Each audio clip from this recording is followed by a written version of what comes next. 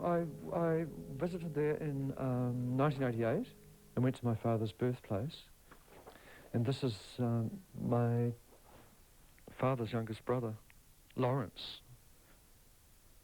who was the only one that stayed at home. He was the youngest, and he became the postman. And he was the one who delivered the letters from the brothers and sisters home. My father had always said that his little brother had picked up a fiddle when he was 7, and he'd started playing it like a gifted genius there and then. So Lawrence was a very famous fiddle player in Southwest Ireland, whose tombstone I was looking for in the graveyard and couldn't find.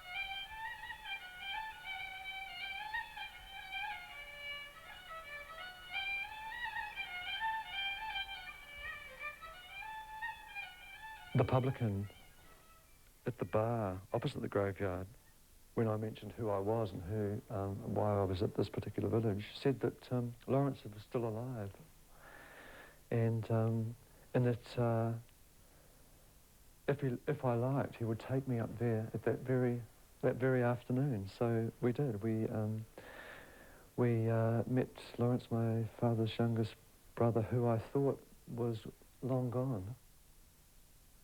He got dressed up. He put a suit on. He put a suit and tie on.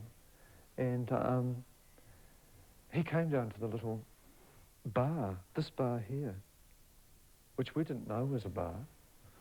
It looks like a chicken shack, but it was a bar.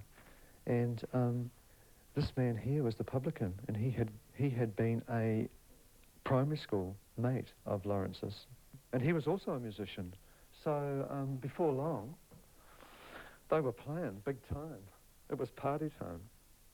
Not being a musician, I had to contribute something, so I did a lot of sketches as the bar kind of rocked.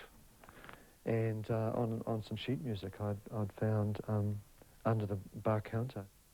Bridie, his wife, had told me that Lawrence had given up playing, and in fact most afternoons he'd sit down and pour himself a Guinness and listen to that tape I told you about, the only recording of him playing. He would sit in his armchair in the afternoons and listen to that tape over and over. And Lawrence's parting gift to me was that tape. Bridie wrote to me many, many years later and said that Lawrence had been buried with those drawings that I did that night. And that we had exchanged, you know. I got the tape and he got the drawings. It was quite a night.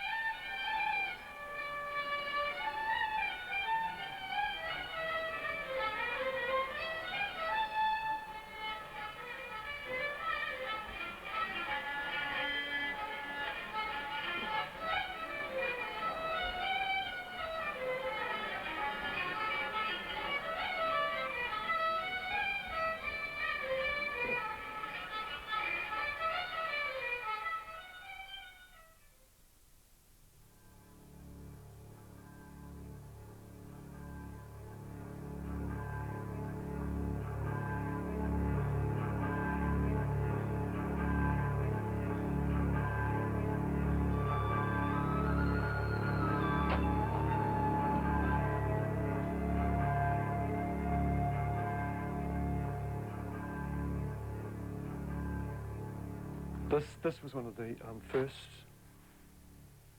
works, one of the early works of Slate, and I just started quite simply with my name, and because naming has been big with my work right from the very beginning, the names of things, why is something called what it is, this work starts to really focus and concentrate on that whole business of naming.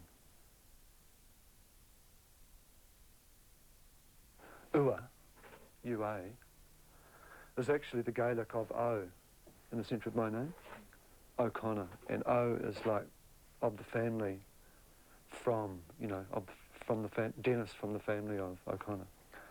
And so I took, the O out of the centre of my name and thought, I'll start there. And I suppose that took me into genealogy and like, well, where does my name come from? Where did it grow? What landscape did it grow out of?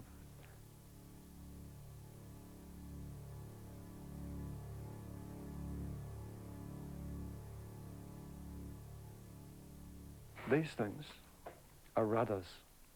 And I think of the tongue as a rudder, the tongue as that device that actually defines our journey, where we're going, where we have come from. So what you say and how you name things and what you say about things has got everything to do with the kind of, you know, your understanding of your life and how you've defined your life. And so that's why these rudders are there, because like speech, you know, and my father spoke with an increasing heavy accent as the time elapsed from his leaving Ireland. His brogue, his tone and his intonation and his accent got thicker, and I understood that to be like as some unconscious part of him kind of grieved and longed for that place that his mental landscape was essentially inhabiting. Even his speech took on this exaggerated characteristic brogue, and understanding that got me into thinking about speech itself, how you voice your inner world.